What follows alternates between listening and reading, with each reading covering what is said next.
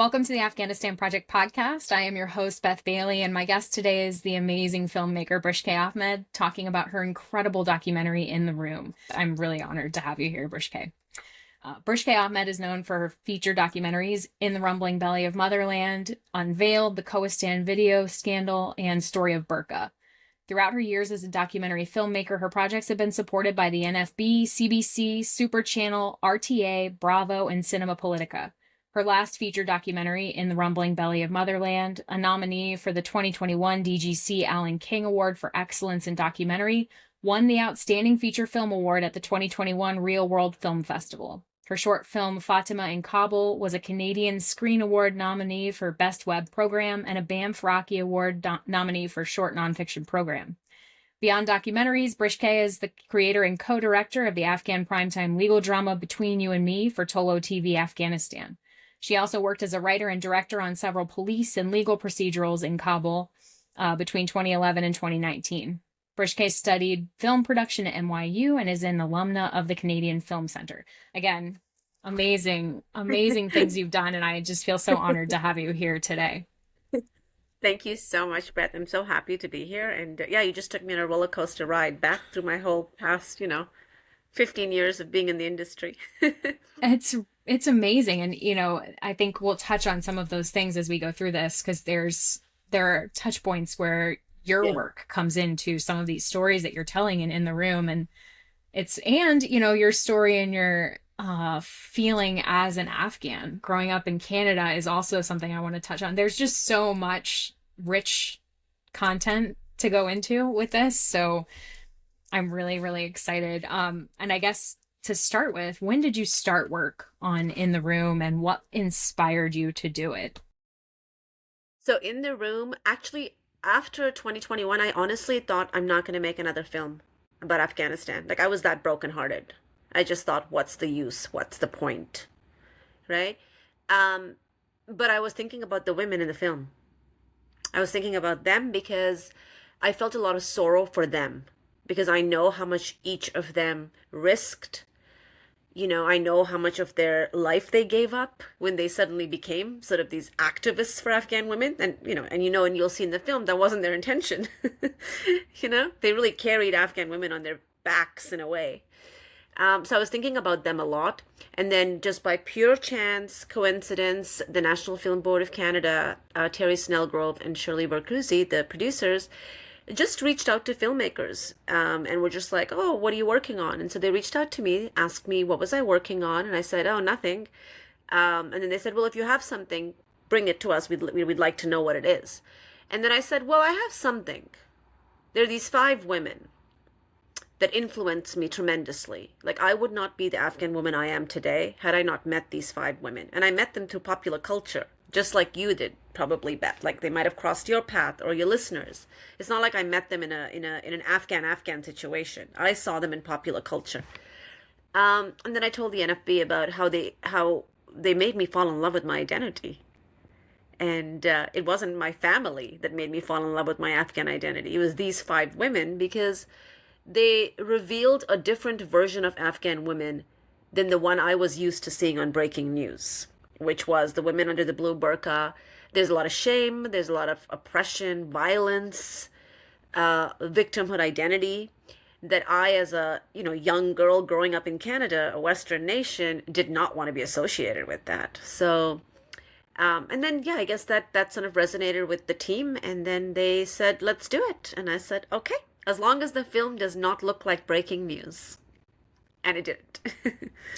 No, I love that it kind of tracks the entirety of the Afghanistan adventure. You're starting out, and I think we'll get into that in a bit, but you touched on the blue burqa. And when we were talking before recording, I noticed that, and I noted that to you.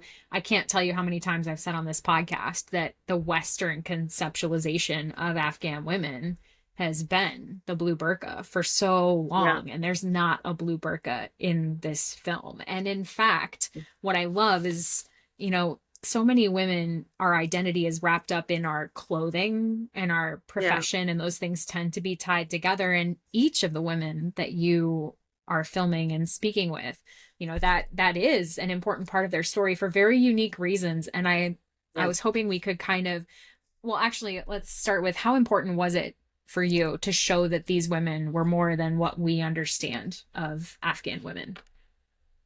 Oh, I mean that was my biggest challenge growing up, and why as a young kid coming to Canada, I disassociated from my Afghan identity because people only saw me as a woman that was supposedly under the blue burqa, or my mom is under the blue burqa.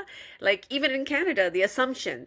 So that nuance, the differences, the individuality that we have as women was never sort of accepted. And if presented, it was almost like it was more of a shock factor to see an Afghan woman in a mini skirt and like boots in Canada than if she was in a hijab or headscarf. Do you know what I mean? Where it's like we've also had that identity. We welcome, we're sort of a tolerant community.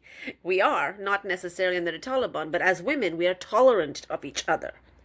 We don't judge each other with the same gaze that the Taliban has on our women. So we celebrate our individuality.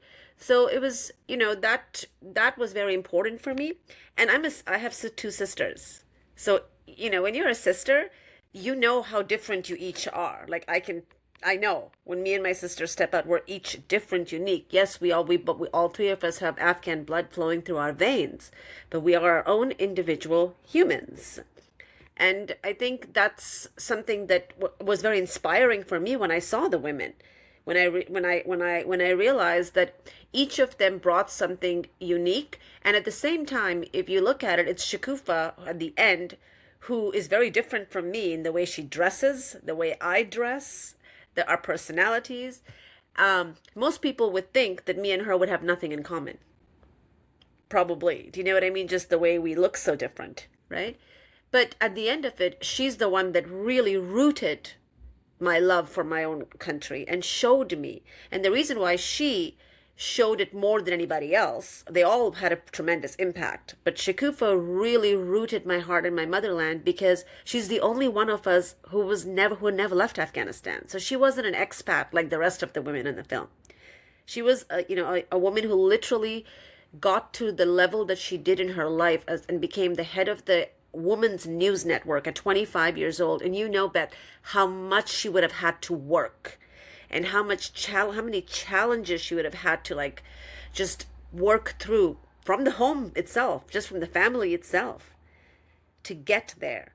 The rest of the women were expats and had opportunities outside. So her story was a little different, but they each played a role in making me sort of connect and fall in love with my identity. And then Shakufa just sort of put the seal on it.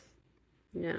Yeah, I have it in here. Yeah, I was going to ask about her last. I was going to kind of go through in the order of the film, but we could actually start with her because she's the one in the most casual, and also, she wears the hijab, right?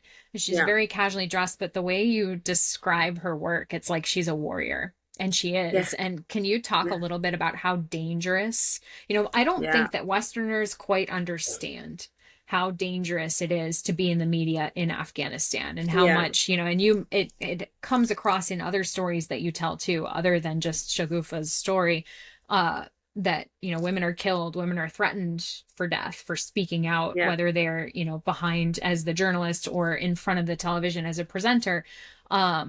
But can you talk a little bit about how dangerous that work was? Yeah. And she's the last one to find safety, right? As Yeah. all of this is happening. But how important was it for her to find safety as the country was falling to the Taliban? Yeah.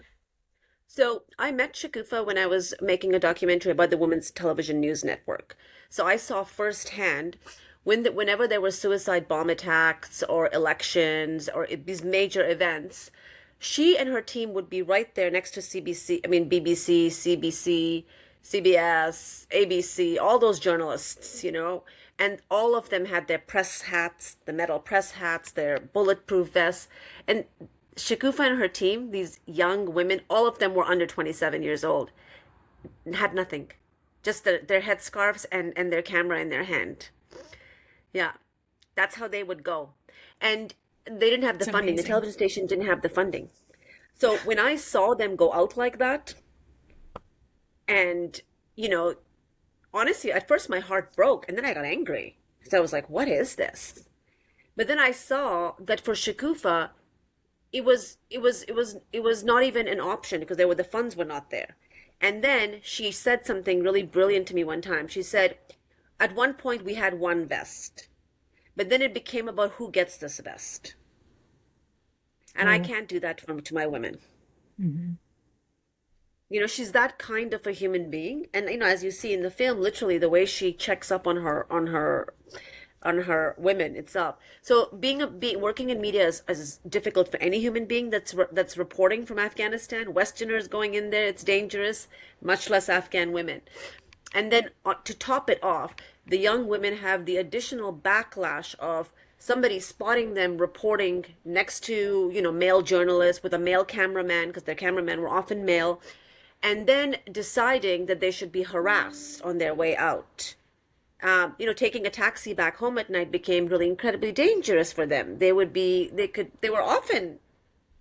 attempts at assaulting them because there's an assumption that you are a kind of woman that deserves to be treated, sexualized, stolen from, whatever, because you are out and about doing what men do, and that's inappropriate. So therefore, it wasn't just about the danger of the suicide bomb, like the shootings and things. You're talking about women who then have to get back home at 6, 7, 8, and 9, and 10, and society has already deemed them as unworthy of respect. Yeah. Yeah. There's so much that goes into that. And then, if she would have stayed, we've all seen what happened to the media in Yeah, Afghanistan. It's there is none. There's no free media inside yeah, of Afghanistan. Everything is no. anything that's But free happens outside of the country or underground right yeah, now. the amazing thing was that the Canadian government and our ambassador and the embassy had a tremendous support for Zan TV, for Women's Television News Network. So they, along with the Canadian government and a few senators, amazing women, got Shakufa and her entire team out. Yeah. That's really amazing. Now, is that Zan TV the same as the Zan News that exists now? Is that backbone of the It's organization the it's same? it's it is, but it's separated now because that Okay. is based in the U.S. and I think there's the gentleman that was supporting the project in Afghanistan is now sort of like taking care of it, but not all the reporters work with it. So Shakufa does not work for them right now. She's in Okay. Canada. So I think there are a couple of team members probably who located to the U.S. So they might be working with Hamidia. I see. Very neat. I wondered because I've had some Yeah, Zon TV people on, and I was like, oh, is yeah, that, yeah, that would be so interesting. I guess let's yeah. go backwards then to Mojda Jamalzada. Hmm.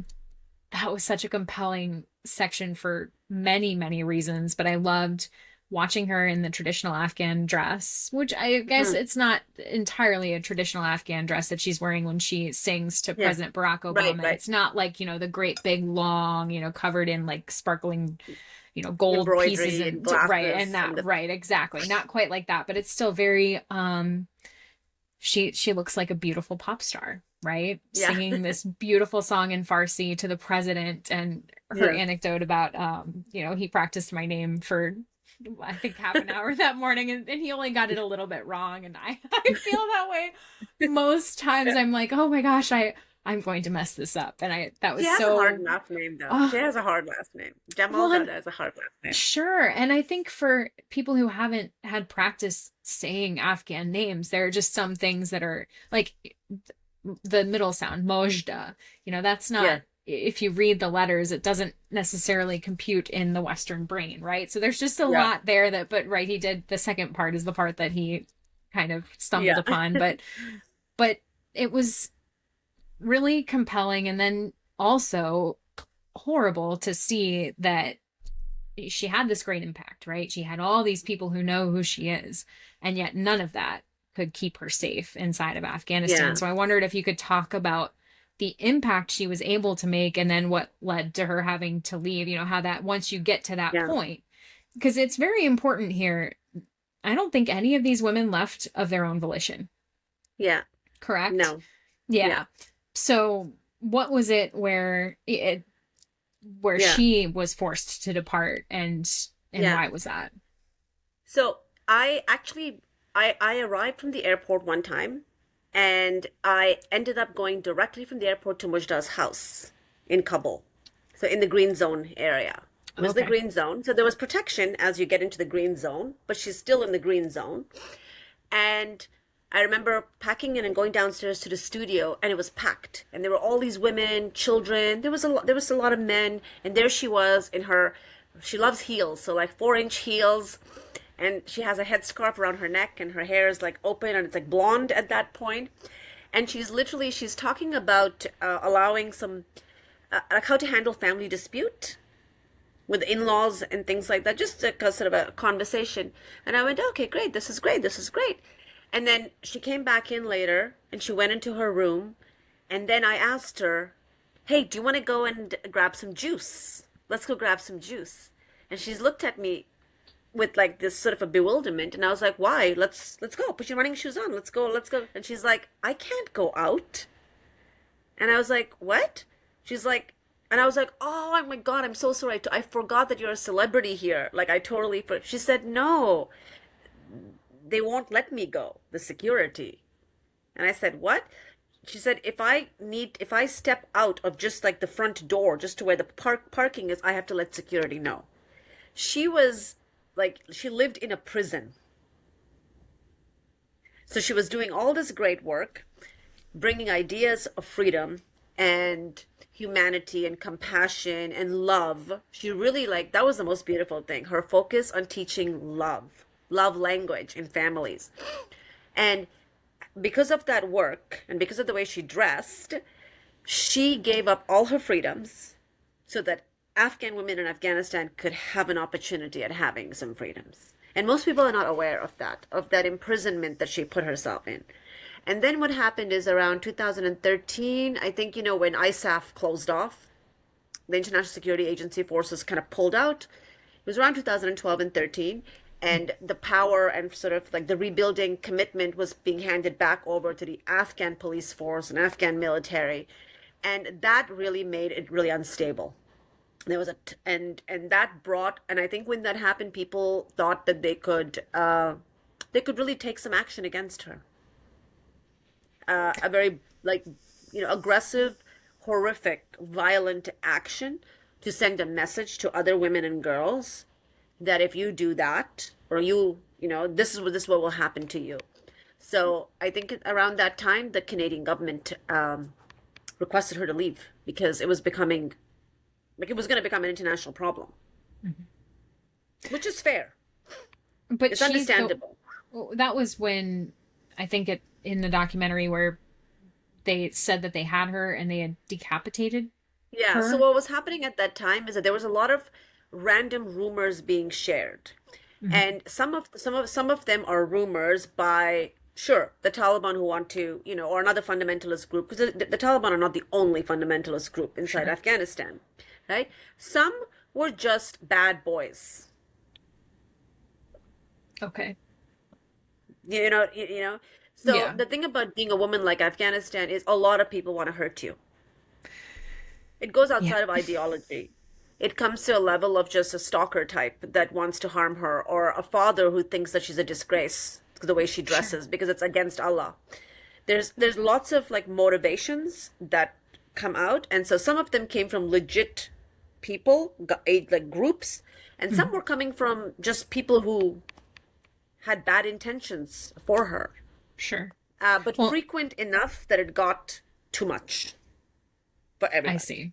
Yeah. And I love that you focus on how she was convincing people that, if my husband hits me, that's not okay. Yeah. And that, she was teaching these things that are, but at the same time, I've talked to, lawyers who helped with divorces or separations, because it wasn't often a full divorce, but, the anger in the spouse, right? And that's, and it happens here too. Not to say that it doesn't happen in this country, but definitely, if you're familiar with those stories, it's not surprising the target that she would become for talking about these things that are so basic Yeah. and that women should absolutely be able to rely on so that they don't feel the need to, self-immolate in their Yeah. kitchen, and be, constantly oppressed by their husband and their mother-in-law and think that Yeah. that's acceptable. Yeah. These were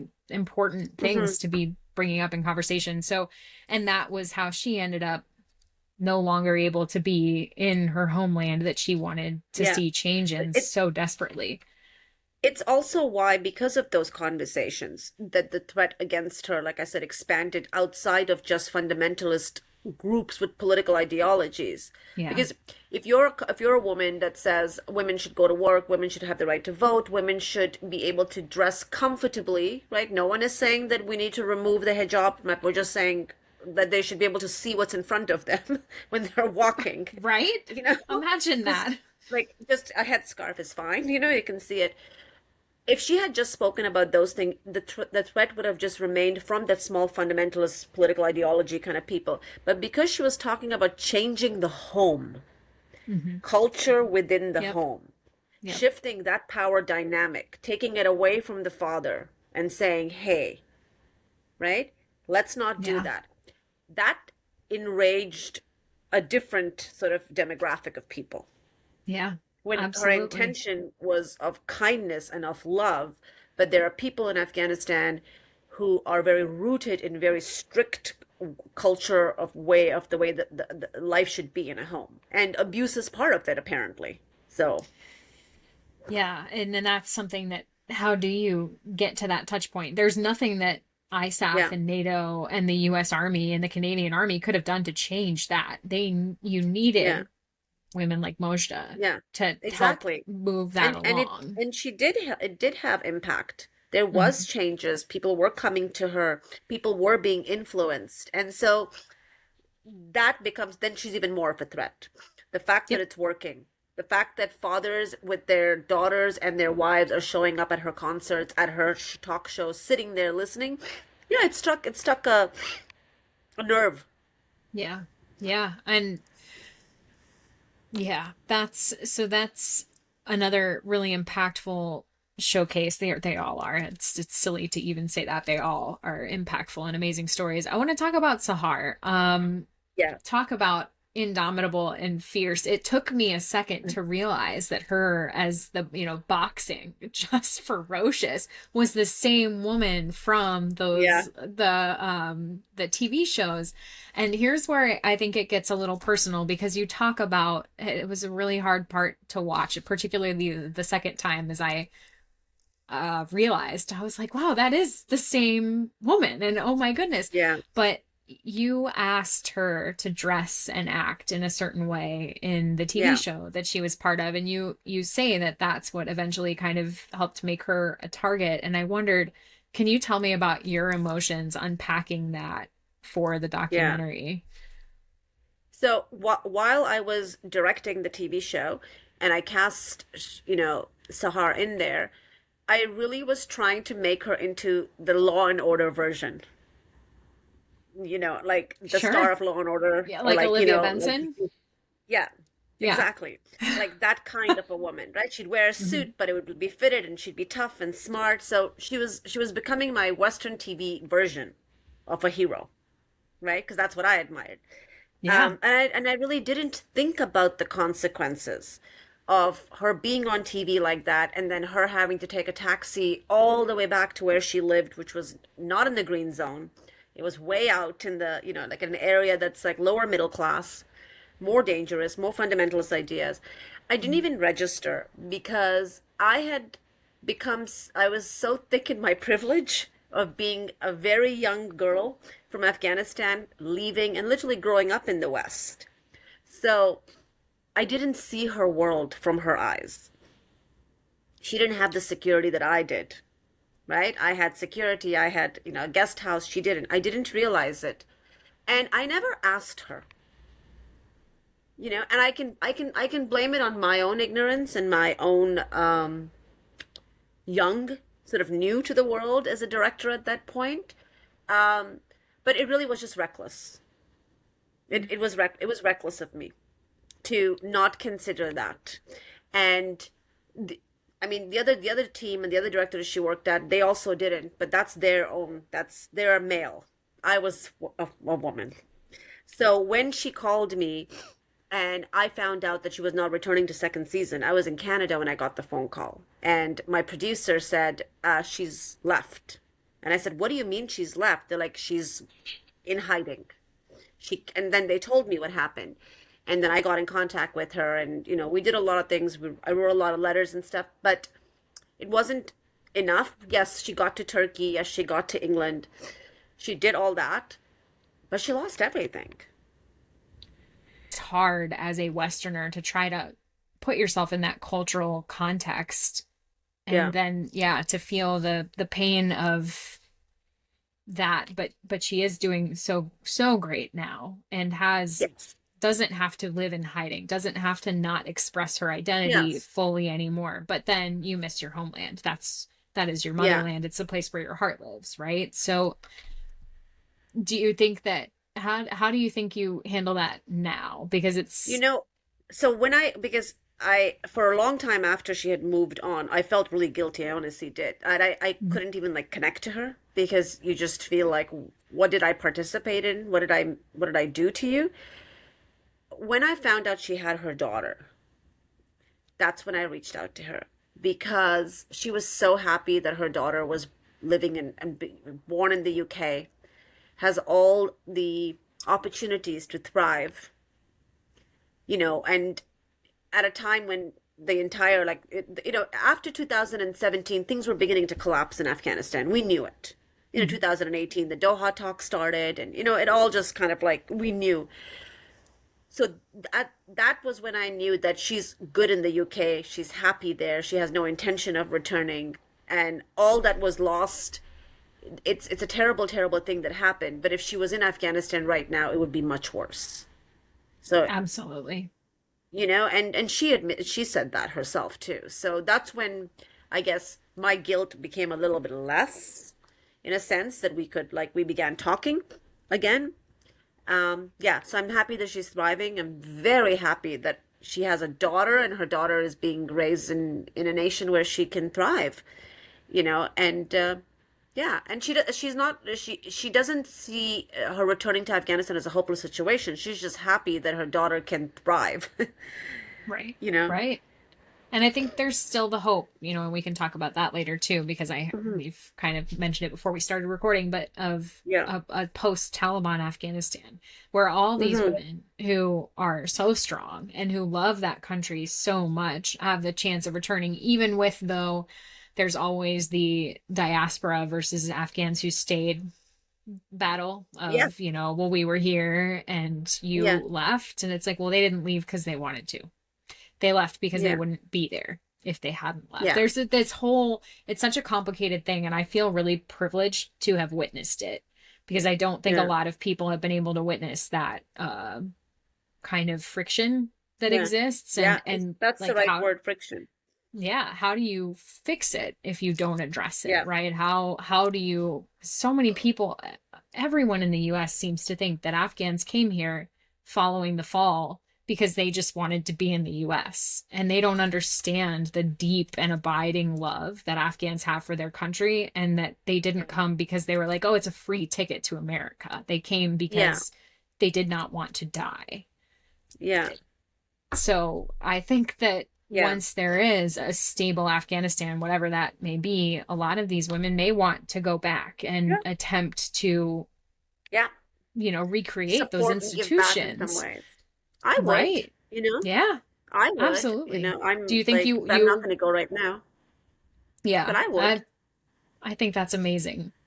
Yeah. And think of all the richness that would be brought to. I know everybody, Yeah. that's the part of the diaspora argument that gets lost, is like, think about what you've all learned in different locations, Yeah. right? And that you could bring Hmm. back and just help Afghanistan, because it needs it, right? The country Yeah. needs all of that brightness and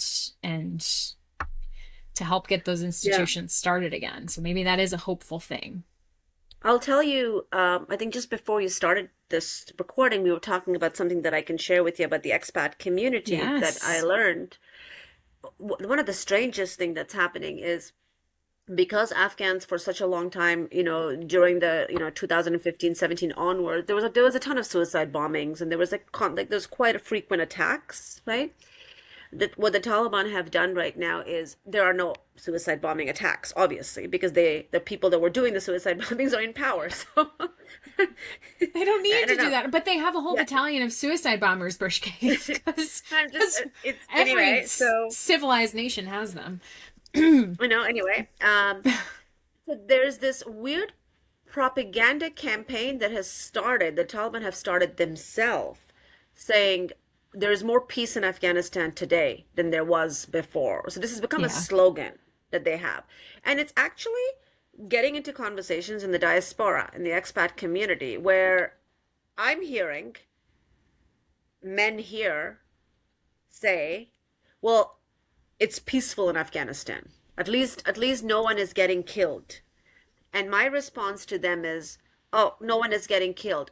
Let me tell you, the family members that you know down there are not getting killed because you're sending them $500 to $1,000 a month through Western Union. So they have the power to bribe police if they need to get somewhere, right? They have the power to bribe the low level, security of the Taliban or whatever. They have the power to live in a certain neighborhood. sure. More than 70% of Afghans do not live like that, don't have access to that kind of money or support. And I know myself, when I left Afghanistan, I left a ton of friends who were all female households. We're talking about mothers with daughters, sisters raising younger sisters. Actually, there was a low number of men in families in Afghanistan because so many had died being in the war, or many men are disabled Mhm. because of bombs and things like that. How are those women safe? Because let's just say, I mean, I'm not talking about the nurses or the doctors, because there are private hospitals now that are opened up in Afghanistan by expats with those women work in those ones. But I'm talking about women who were just teachers, who just worked Right. in offices, who are middle class, had an ordinary job, worked at TV stations as a receptionist, worked in beauty salons. What about those women? Yeah. Oh, so there's only two jobs left for those women. They can either become cooks, cleaning ladies, or prostitutes. That's it. Yep. Well, and that whole argument fails How is to that safe? How is it's that it's safe? not. It's not, and it's terrifying. But it also his that argument is just insane when you look at the reprisals that are continuing. Yeah, How many it's slowed down the number of dead Afghan men that I see on X on yeah, a weekly basis. It's not as many as before, but it's still happening. yeah. And that that's not safe. Also, what about all And the women getting raped and murdered in Taliban exactly. And prisons? also the young That's men. What not about the young safe. boys Oh, the who are being bachabazi. suffocated in their souls Oh, because they're taken at 6 years old and forced to become suicide bombers or become that too. terrorists? What about Hmm. those? What about how are they safe? How Yeah. is the Then, world safe? How is the world safe with Afghanistan being in the hands of terrorists that are make right, manufacturing terrorists like an assembly line? How is right. the world Oh, safe? I 100% agree with you. And that's why I can't stand that argument. It's really distressing to hear those things and to hear people thinking that the Taliban are doing a good job. They're doing a horrific job. They are Yeah. killing people. It's just quieter, and Hmm. that doesn't make it And any less desperate. the other terrible thing that's happening is I know in Canada there are families that that live here in Canada, and they're homeschooling their girls. Mm. So it's a way of the girls not going to school. Oh no. Yeah. And that's because their families are linked to people who have a job that is dependent on living this kind of philosophy of life. So in order to make sure that there's no social media posts of their daughters, or they're, misbehaving, that could be interpreted as not being part of the group or whatever. But yeah, No, and they're that's not getting just homeschooled because it's not easy to homeschool kids, much less if English is your new language and you're trying to homeschool your kids. I mean, I find grade 7 math pretty hard already myself, and I've grown up in Canada, so I'm not going to buy that story. yeah. And those are things that are concerning. You don't want to see the outcropping of that ideology, Exactly. right? No. Like, and that's Exactly. why the Afghan women I know in my country Yeah. are kicking ass. You know, they are Right. doing things that are just unbelievable. And I haven't heard any stories like that. And it does not mean that they're not happening, of course, but I've been really Yeah. lucky to have some just astonishingly amazing women who's, because their fathers said, yes, you are a girl, but I want you educated well. And I want you Yeah. to do, you know, and like it starts there, right? It Yeah. starts with the family and the father, Yes. particularly saying, this Yeah. is important and you will do this. And so many of them, I love, I'm on the board of an organization that helps with learning inside of Afghanistan for young girls. Yeah. And, you know, to see them, they could just say, nah, I'm done. I don't really care about Yeah. this. I get to go, you know, play with my brothers now or something. Yeah. You know, they're No. like, no, we're going to make this happen. And that's something that I see in so many Afghan women. I'm going to make it happen.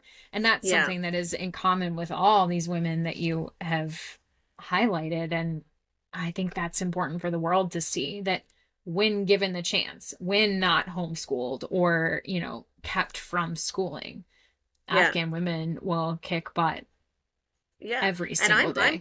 I'm all for homeschool, but the person teaching the homeschool should have some skills, Right. Right. language, and, a newly arrived family from Afghanistan. Oh, yes, for I sure. don't think that that's going to be the best homeschool teacher. No, it's really hard. You need to get the language. That's All that learning the stuff. language is how you open up to the culture and get Yeah. to be part of everything. So Yeah. there's But I just wanted to still, show how there oh, is this yeah, like there's a leakage of acceptance with a certain fundamentalist philosophy that like I said, like that just shows you how harmful that regime is. right. Oh, yeah. Especially today, you know, I always say that there's the great thing about the time. Well, there's no way to say that in a good way. The only good thing about what has happened post 2021 is that we have the internet. We have WhatsApp, we have Signal, we have, you know, Yeah. X, we have all these things where people can share news and, you know, Hmm. share, hey, here's a safe place for you to go. The Taliban are Yeah. looking at this apartment complex, but not this one. Yeah. Um, if this would have all happened before, it would have been completely undercover. And Yeah. now we get to see that. But then on the converse side, you're showing the converse side of it, that it can also leak in the opposite way, which is not the Yeah. way that we want that to leak. And Yeah. I think it's really important to not just pretend that that's not happening because that doesn't help anyone at all. Yeah.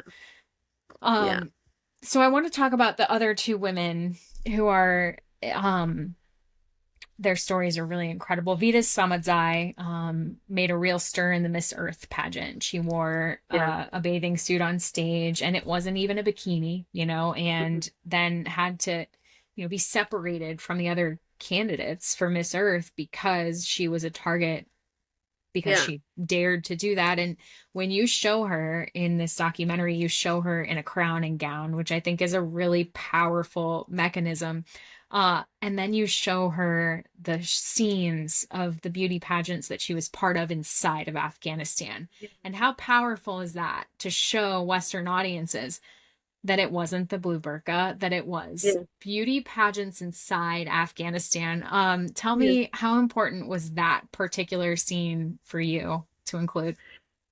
Oh, well, first of all, I didn't know that she was in that video. Like, I was in LAX having a coffee meeting with her, trying to convince her to be in the film because Oh, she did not wow. want to be in it. She was like, I do not want to go down that misogyny of social media coming after me and, blah, blah, blah. And then I said, you know what? I have found this video of like a beauty pageant in Afghanistan. And, she goes and she said to me, she said, oh, and she gave me some, and I was like, yeah, that's the one. She said, oh, I'm in it. And I said, what? Because the in that video, it's been edited because it's just like it's the raw footage. It's been edited so badly, and everything it's been damaged. The fact that her shot of her has remained is so rare, and the fact that Wow. she is the only woman that the speaker introduces, and they say her name, her age, her hobbies, and then I really wanted to include that scene because I wanted the Western world to know that Afghanistan liked the West. We celebrated the West. We don't have an animosity about the West that this regime that is there speaks of as if they're using our words. In that clip you see from 1990, the woman is so proud. She's like, Vida, she speaks English. You know, and She's she into said that fitness. she does fitness and she likes sports. But she says that because she's trying to say that this woman is worldly. She has an open mind and an open heart. So, and I think that has been, it's the Taliban have taken that from us, or the fundamentalist regimes, all, the groups of them, and made it like their fight is our fight, and it's not. It's not my fight. I have nothing against the Western nations. Shikufa, my women inside Afghanistan do not have a problem. So this hijacking of our own sort of ideas of the world is what really angered me, and that's why I wanted to include that, is to show that we are more like each other than these regimes are saying. Yeah, absolutely. I loved this one time I was interviewing Manija Bakhtari, who is the ambassador to Austria, and she showed me pictures of her mother-in-law and her mother in Kabul with, their beehive haircuts. And she's like, that was Afghan culture. This is not Afghan culture. And so it's so great to see you reclaiming it here. And that leads me to, and this was my favorite, you open with Niloufar Pazira-Fisk and her red sari, which, I mean, her whole story is beautiful, but the red sari and the power of why she wore that every day and must have frustrated the hell out of all of the media who are like, oh, well, we can't talk about that. I mean, it was so brilliant. It was such a brilliant decision. Can you talk about why she wore that every single day? I mean, there were multiple reasons actually, but so how powerful it was. In the film, we don't discuss Niloufar's background in detail, but Niloufar was studying journalism at Carleton University. So she already had sort of like a journalist's mind, like yourself, and, she had that personality. She knew the media, right? So when she wore that dress that she wanted to wear, resemble an Afghan dress, an authentic Afghan dress style, she wore it, and she was a refugee, so she couldn't buy a new one, but she made it. And then she was smart enough to know that the media wanted to see her in different outfits, just to like frame her as this little sort of celebrity star, kind of an identity. And she knew very well that that's not the identity she wanted. She wanted people to see her as an Afghan woman who became suddenly an activist for women's rights. So she wanted to focus on her Afghan women, not even herself. That is not what she wanted. Right. And so she decided to make her dress into a protest dress. And she wore it in every interview, the same earrings, the same hair, so that the media would stop talking about what she's wearing or how pretty she is and actually get to the real nitty gritty, and let's talk about Afghan women and the oppression of them. She literally decided that's the way to take this on. Brilliant thing I'd ever heard. I loved it. I know. And as a woman who every time, it drives me crazy. Men could do what I do, right? And put themselves out on social media and nobody would care. I go out and immediately it's, oh, look at her eyebrows drawn on, like, blah, blah, blah. Look at this. And I'm telling you, it's just constant. It's just, and they don't come at me for the content of what I say. Yeah. Because they can't even touch that because they don't understand Afghanistan at all. But they're going to attack me as a woman. And that's the thing is, as women, we are objectified before we're understood. And so I love that she kind of just played it back and was like, you know what, this is how I'm going to look every single time. There's nothing new to talk about here. There's no brand that you can market. It's just me and the issues that Afghan women are facing. It's so powerful. I loved that. I'm going to like take that into my life in whatever way I possibly can. So it's tough being journalist. Then it's, it's tough to do anything, I think, as a woman now, because but I think as a woman right now, the amount of misogyny that journalists face online, it's horrendous. It's just horrendous. Yeah, you can't get it right.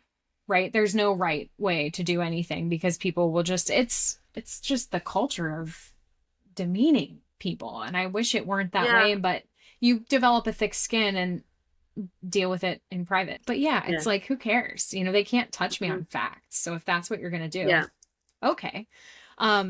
So, you know, we talked about how the women that you feature in the room can't return to Afghanistan. I wonder how much of an injustice do you think that is, and how does it feel to watch the world just continue moving on as Afghan women are displaced, not able to go to their home, and inside their home losing access to their most basic human rights?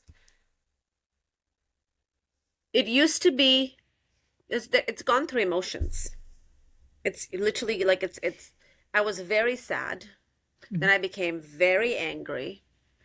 And then I started filming and meeting these 5 women face to face. And I started having this strange hope that their work is not done. It was just a feeling that I got because I don't think any of them have given up on Afghanistan.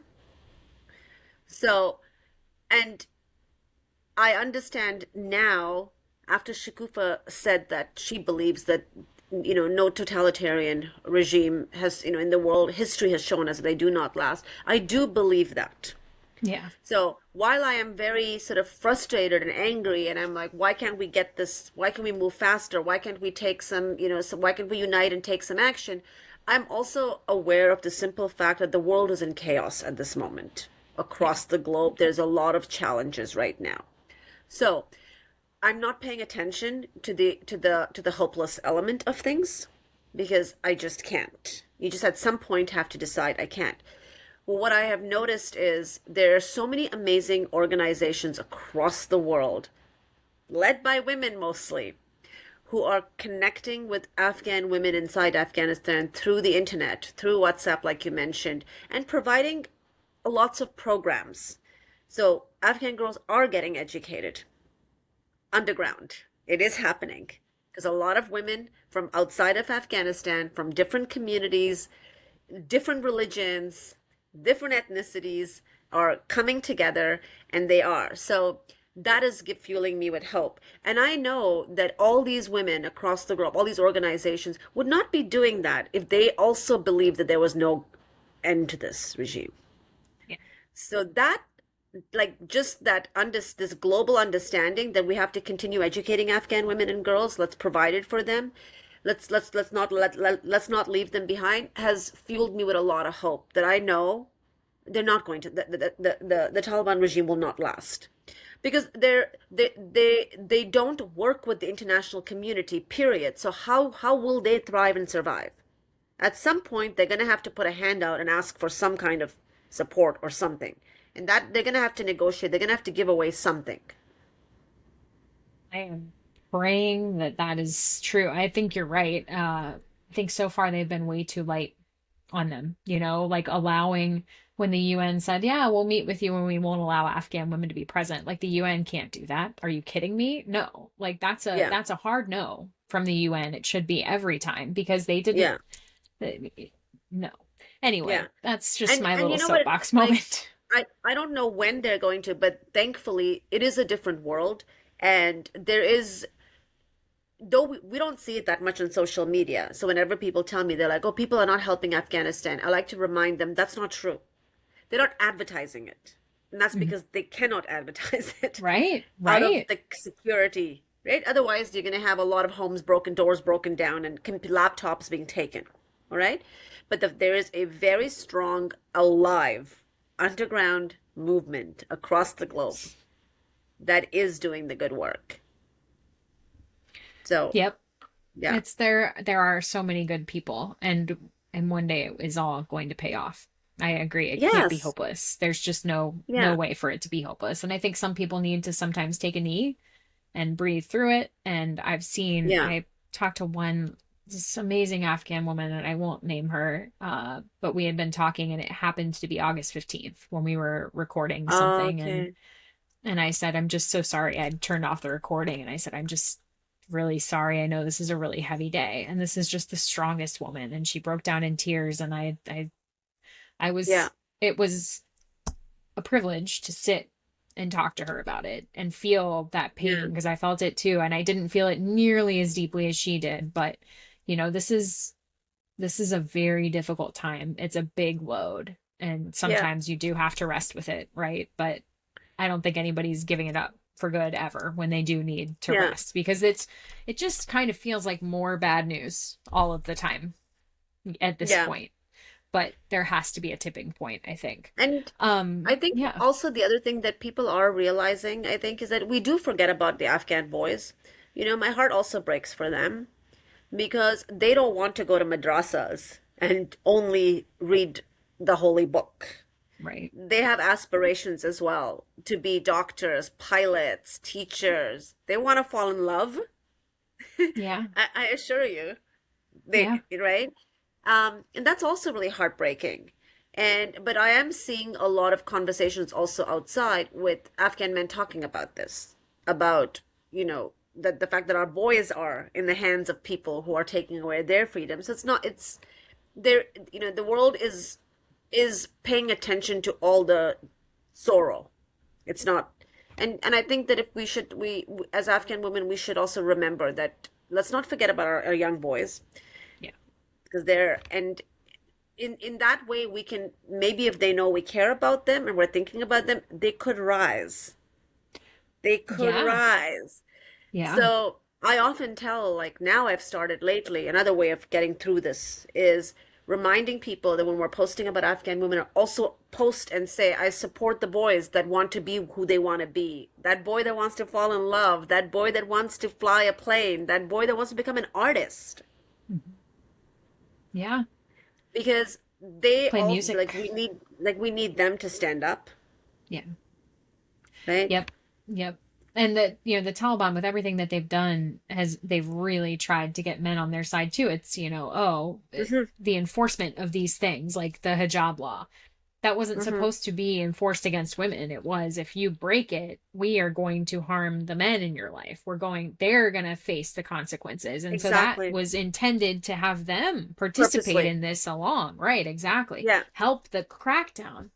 And Yeah, help so, them. yeah, it's, They get their own soldiers. Inside every yeah. home, they have their own soldier. They don't have to do the Yeah. soldier work. Yep. And I think that maybe in some it's more of like, I'm only doing this so that, I don't. But in some it might be more of that traditional, well, basically what they're doing is bringing the culture back, dragging it backwards bit Yeah, by bit. And yeah, and you can't some get a at job some point. unless, yeah, you can't. It'll be like the way Iran was. Iran is changing a little bit now, but the way Mhm. Iran was, which is you cannot work inside here if your women are not dressed like this. If your family is not behaving in the way that works aligns with us, you will not get hired at this job. You will lose your job in that. So they are doing that. So it's Yeah. like, yeah, Well, it's like Nate, livelihood. from the beginning, it was like even the aid distributions. I had sources inside Afghanistan who were telling me the Taliban are distributing WFP aid and they're giving it to their friends. They're Yeah, not giving it to the hungry people. And, there was no no. way to go fact check that except for a while. The Ministry of Refugees and Repatriation had a Facebook page and they showed themselves at every single distribution. And it's like, how, Oh. that's not going to a Taliban enemy. Yeah. After a while, I started reporting on that. And after a while, all those pictures suddenly weren't online anymore.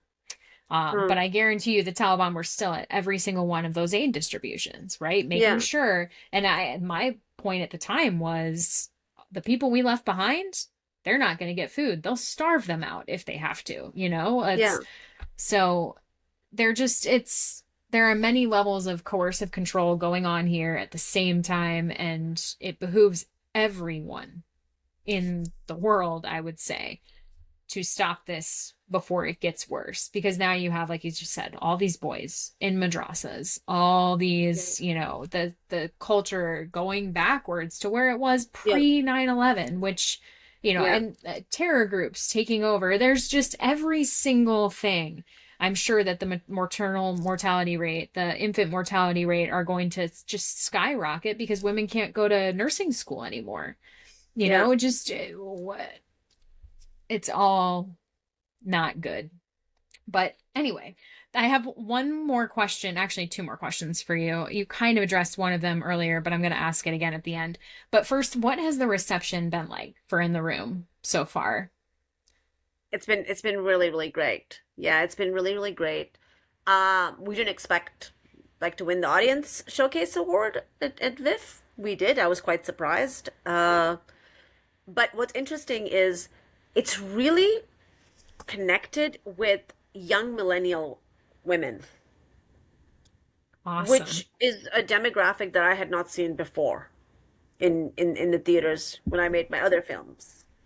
This one, for some reason, like 25 to 35, especially the 25 to 30, they're really, I don't know, they see the world differently. They have maybe friends from many different countries or things like that. They are really, really interested and keen. Um, and I think it's also because the history that you see in the film is something that they've never been exposed to.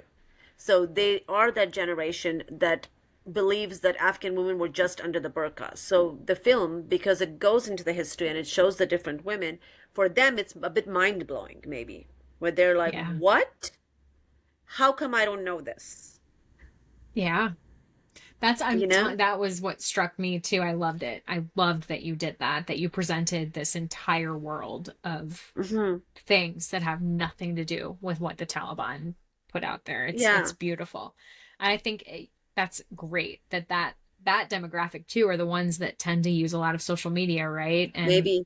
maybe Yeah. you see some kind of upswell, Hmm. hopefully, as a Yeah, and result they're of also this. very like sort of change oriented and Hmm. support oriented and things. So it's been really, really great. Yeah. We haven't had a screening in the US yet. We will in the early in the new year. So I'll see what that reception is like. Yeah. And then Europe. So we'll see. Yeah. But Canada, Oh, we've had 4 screenings already. Yeah, so it's great. Yeah. fantastic. Yeah, I can't wait to see how that does in those Yeah. different locations. I assume it will be a Hmm. similar kind of feeling. At least here, I know that there are lots of people who need to hear this story, and I hope that they are inspired by it and Yeah. that they remind our leaders of how important it is to support Afghan women right now. Yeah. Um, so Yeah. you kind of we touched on this in the beginning, but your Afghan identity that Yeah. so many of these women helped you feel more tied into your Afghan identity. How do you feel about it after having made the film and watching people watch it? It's, let me tell you, well, I don't know if you ever put yourself in your stories. You're here on your podcast, so it's hard to see yourself on camera, right, Beth? Oh yeah, for sure. Oh, I never watch myself. I'm like, oh nope, no, I'm not gonna look at that. I don't want to hear what I said. Oh yeah. Yeah, yeah, that part was hard. But my name is Brishkay. Brishkay is a Pashtuan name. I don't. Mhm. My mom is Tajik. My father is Pashtun. I'm an Okay, Afghan. That's who I am. I love that. Um, but I wasn't initially going to express that, like the truth behind why I connected with these women. But then I realized, after talking to my producer, Terry Snellgrove, we were talking about it, that it's not just Afghans. There's lots of young kids at 11, 12 years old that come from lots of different countries that, from Syria, Iraq, Congo, lots of countries where there's war and violence and oppressions and, terror and terrorism and these things. And they might be just like I was. They might be sitting in class and praying to God that the teacher doesn't ask them, Brishke, I saw the news yesterday. Do you have family there? And it's the teacher is nice. The teacher is a Hmm. fantastic social studies teacher. She cares, you know, but It's as a kid, mortifying. you do not want to be talked about and be told that you are in breaking news and your teacher is concerned. And so I just thought that, oh, there are probably kids right now who feel a bit of shame about their identity because it is linked to a victimhood and it's everything is like bombing and broken and violence. So when they go to Mhm. school the next day, people are like, "Oh, you're from that country," or because kids are kids, they can be Yep. cruel. Yep. So I was just like, okay, I'm just gonna admit it right off the bat. So that it's not just about Afghan, but if you are from any other country, you can just understand that that's not your whole identity. Yeah. You are beyond that. And you can educate people. You can let them know that there's other versions of you. That. So now, after making the film and seeing these women and connecting with so many young women that are coming up to me, they're like, "Oh my God, I love this film. I love, how honest you are about it." I'm like, "Yeah, it's there is no shame no matter where you come from, no matter what kind of an upbringing you have. There is no shame. It's just life. But how do we make ourselves, how do we use whatever history we have, whatever lessons we have, how do we use that to either connect with someone or to link arms and lift someone else up, or share it and make it a way to bring change for someone else who's stuck back there in some way?" And so that's my focus. And I'm very proud to be Afghan. I'm proud to say I'm Afghan. Yes, I'm proud of my Afghan women. I'm worried about my Afghan sisters inside Afghanistan, but I don't doubt that they will, if given the opportunity, they will thrive, they will survive. They're amazing, but they do need our help. That's the fact. Absolutely. Absolutely, they do. And you've done such a great job. In fact, it's like you are the sixth story, of Yeah. someone who's done something very strong and beautiful by putting all of this together, I think, and telling that story that without those five stories that you put together, that's a powerful Yeah. wrap up And device there for you. yeah, and we're all going to come to the US screening. So we don't know the dates yet, but we're all going to be there for the US screening. It's the first time we're all going to be together. Oh my gosh, I Yeah. imagine that's going to be an Yeah, it's going to be incredible great. Yeah, it's going to be time. great. Yeah. That's really, really special. My goodness, I would love to be a fly on the wall watching that. I imagine there will be some emotions, Probably. possibly. I mean, Probably. there are a lot of Yeah. emotions, moments of emotion, in there. You ask these women to confront some really hard things and some Yeah. very, you know, uh emotional things. And I think it's powerful. It's powerful to see people feel Yeah. that way. And I particularly think about when you showed Vita the video, and she just, you can tell she can't talk. She's in her emotions.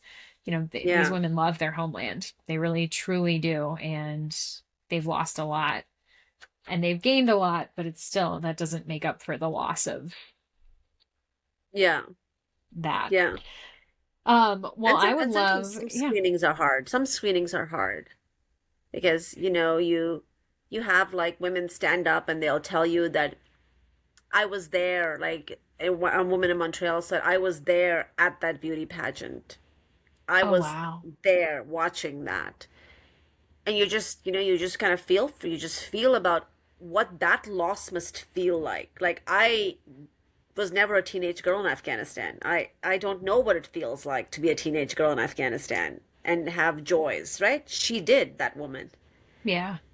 So Man, for the hard her, thing too, that's all after the fact. So you're getting these stories that like now you can't yeah, put them in, but they're part of your experience yeah. of all of this, and it But then, becomes, she said how she has like, three grandnieces who are 12, 14, and I mean, there are moments I cry, they cry, my producer cries. It's just like, because you're just like, you never think in life that life is going to be harder for the generation after me.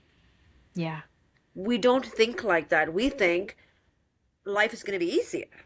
right. That's why we work so hard, right? Is for Yeah.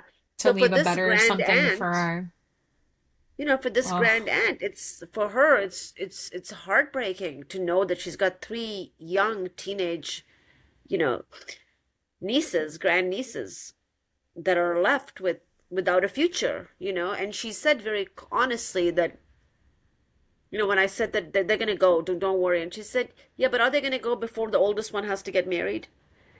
She's, like, I don't yeah. know, there's chills in my body right now. How do you respond to that? That stuff makes me emotional. That Oh, is yeah. what, there is time, and then at the same time there is no time. You're Yeah. just like, Yep. I had the loveliest young man come on. He's a college student, and he came here, and his father, I believe, is waiting on an SIV. Now SIV is ended. It might have been US rap, actually. I think he had a P1 case, but he told me about coming here and watching all the American kids in school and how carefree they were, and that it was just so clear that they had not grown up in war, not knowing if their father Yeah. was going to come home because of a bomb attack or not, because he worked at the Right. embassy. And that, just listening to him, I mean, my heart just cracked. How can it not? There's just so Yeah. much that Afghans have had to go through in the last Hmm. century, and particularly the last few decades. So yeah, that's a lot. But then it turns into more stories that you can keep telling or sharing with people, Yeah. and it just keeps going. And we keep, Well, maybe one day I will see you in Afghanistan. wouldn't that You'll be just be you'll be you'll amazing? be you'll be doing a documentary there, Oh my and I will goodness. take you to a certain neighborhood, and yeah.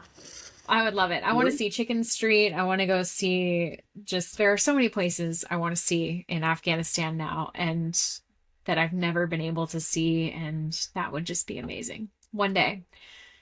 One day.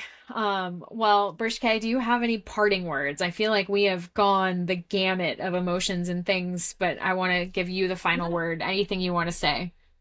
My parting word is simply don't forget the women in Afghanistan. Don't forget them because they are there. They exist. They exist. But they need our help, and they do. And there's ways to support. There's lots of organizations. You know several. I know several. You can always just reach out to one of us, and Yep. and we can We'll guide give you you. We'll give we'll you give the you so many information. places. Yeah, Oh, it's true. yeah, There's so many underground efforts going on right yeah. now, Which is great. and they can all use your help because people have started to forget, because there is, like you Yeah, said, there's so much chaos right now, yeah. and it's hard There to, is. there's that, I wish I could remember who said it, but the poem about opening up the atlas and saying, where does it hurt? And the answer is Oh, everywhere. And so how, that's a very hard time to yeah, be in right now, but there's a lot that's needed. For no yeah, girls have that kind of circumstance anywhere in the world. yeah, So absolutely. Well, thank you yeah. so much for coming on. It's been really, really impactful. And I've used that word way too much today, but it's just been a really great experience, Brishkay. And thank you everyone for listening. Tasha Kaur, Yeah. and hope to see you again soon.